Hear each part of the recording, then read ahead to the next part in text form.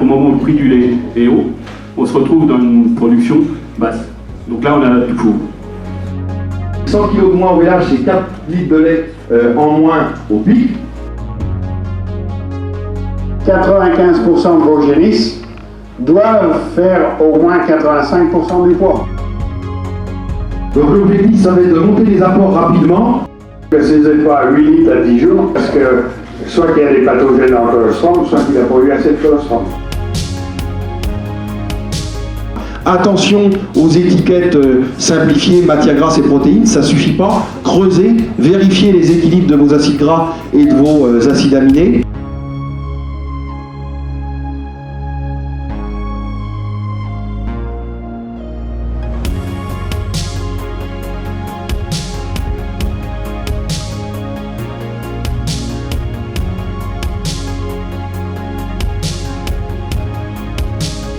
Bienvenue au GAEC du Bois Pasteur.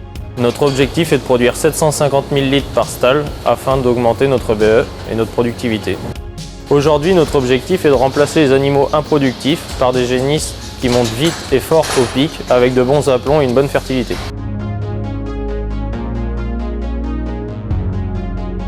Les clés de la réussite pour avoir une ration bien mélangée, c'est la longueur de la paille. Et n'oubliez pas, la priorité, c'est vraiment de favoriser l'ingestion des animaux. Sur les pH urinaires, pas d'effet yo-yo. D'apporter un maximum d'immunoglobuline sans pathogène.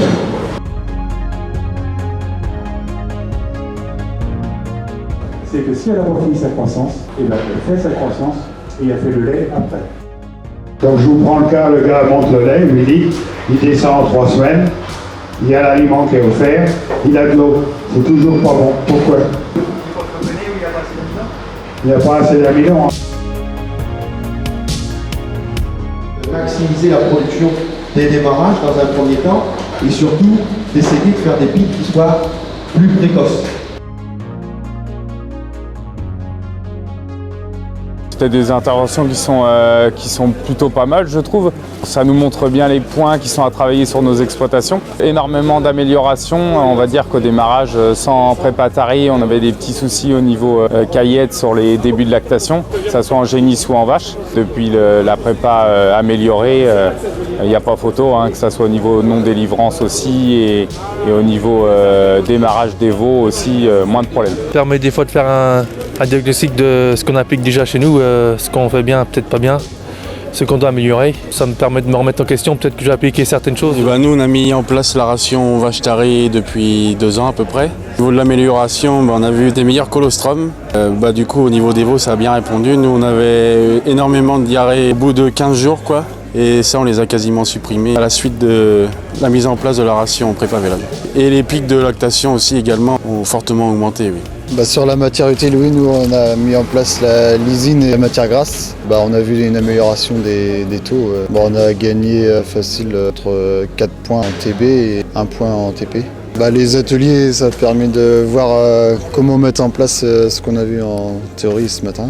Voir que c'est aussi réalisable, c'est pas insurmontable à mettre en place. Ce matin, c'était très technique et pointu et ça permet d'avoir un œil extérieur sur les systèmes français et voir ce qui se fait aussi à l'étranger et que c'est aussi calcable en fait chez nous en France. Du coup, aujourd'hui, on fait les pH urinaires et les BTOH. Quand nos pH sont bien acidifiés sur les vaches taries, les démarrages en lactation sont nettement meilleurs et donc en fait il n'y a plus de problème en fait. Il n'y a plus de fièvre de lait, il n'y a pas d'acétonémie, donc tout se passe bien.